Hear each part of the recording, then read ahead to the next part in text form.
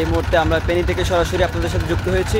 আমাদের সাথে আছেন ডাকসুর সাবেক বিপি, গণ অধিকার পরিষদের সম্মানিত সভাপতি জনাব নুরুল হক নূর এবং গণ অধিকার পরিষদের সাধারণ সম্পাদক জনাব রাশেদ খান ভাই সহ গণ অধিকার পরিষদের উচ্চতর পরিষদ এবং গণ অধিকার পরিষদের বিভিন্ন নেতৃবৃন্দ। আমরা এই মুহূর্তে ফেনী থেকে আপনাদের সাথে সরাসরি যুক্ত হয়েছি।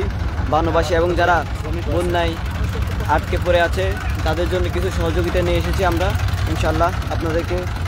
আপনারা জানেন যে আমরা গণ অধিকার পরিষদের পক্ষ থেকে আজকে একটি টিম আমরা ফেনীতে এসেছিলাম। আমাদের ছাত্র অধিকার পরিষদের যে টিমটি গত 2 দিন ধরে প্রস্তুতি নিয়েছিল, তারা রাতেই তাদের ট্রাক সহ ফেনীতে ঢুকেছিল। কিন্তু যেটা প্রবলেম হচ্ছে যে অনেক স্বেচ্ছাসেবী সংগঠন বা সামাজিক সংগঠন যারা এই ত্রাণ কিংবা সহায়তা নিয়ে আসছে, তাদের এই এলাকা সম্পর্কে ধারণা না থাকার ফলে একটা বেগ পেতে হচ্ছে। দ্বিতীয়ত, তারা যে উদ্দেশ্যে আসছে যে মানুষকে সহায়তা করা বা অসহায় মানুষের কাছে সহায়তাটা পৌঁছে দেওয়ার, প্রকৃত মানুষ সহায়তাটা পাচ্ছে না। অনেকে কাছাকাছি এলাকায় রাস্তার পাশে কিংবা যেখানে একটু যাতায়াত সুবিধা সেখানে দিয়ে যাচ্ছে।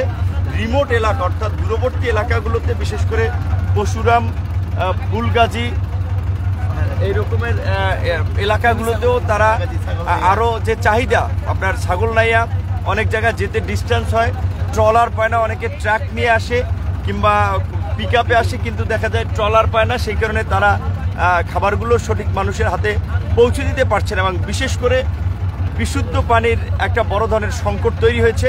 মানুষের কাছে যে বাসায় খাবার আনাটানা ছিল গত কয়েকদিন ধরে, সেটি শেষ হয়ে যাচ্ছে। এবং একটা বিষয় লক্ষ্য করছেন যে এখানে শত শত সংগঠন, ব্যক্তি পর্যায় থেকে অনেক মানুষ তারা এই খাদ্য সামগ্রী নিয়ে আসতেছে, কিন্তু এখানে একটা কোঅর্ডিনেশন দরকার। আমরা ডিসির সাথে আজকে দেখা করেছিলাম, তাকে আমরা বলেছিলাম যে যেই টিমগুলো, যেই সংগঠন, যেই সংস্থা, যে ব্যক্তি পর্যায়ে এই ত্রাণগুলো নিয়ে আসছে, তাদেরকে যদি আপনার একটা প্রতিনিধি ডিসি অফিস থেকে তাদের সাথে সেট করে নির্দিষ্ট এলাকা ঠিক করে দেওয়া হয় যে অমুক ইউনিয়নে অমুক টিমটা অমুক গ্রামে যাবে, তাহলে এই ত্রাণের একটা ভালো কোঅর্ডিনেশন হবে। অন্যথায় আসলে প্রকৃত অর্থে গুটি কয়েক মানুষ হয়তো বারবার পাবে কিংবা তারাই সুবিধা পাবে, আর ভুক্তভোগী দূরবর্তী এলাকার অন্যান্য মানুষ কিন্তু কেউই পাবে না। তো যারা আসবেন তারা এই বিষয়ে একটু মাথায় রাখবেন, কষ্ট হলেও দূরবর্তী এলাকাগুলোতে যাবেন।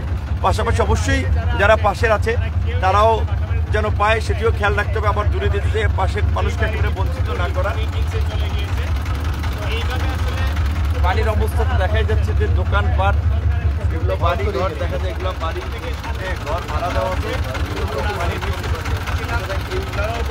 দেখা যায় যারা মধ্যবিত্ত ফ্যামিলি, তারাও এই পানির মধ্যে থাকায় টাকা পয়সা, দেখা যায় অনেকের জিনিসপত্র নষ্ট হয়ে গেছে। সুতরাং তাদের এখন ইমিডিয়েট যে খাবার প্রয়োজন সেটা হয়তো গত কয়েকদিন থেকে সেটা নিয়ে চলেছে, এখন চলার মতো অবস্থাটা নাই।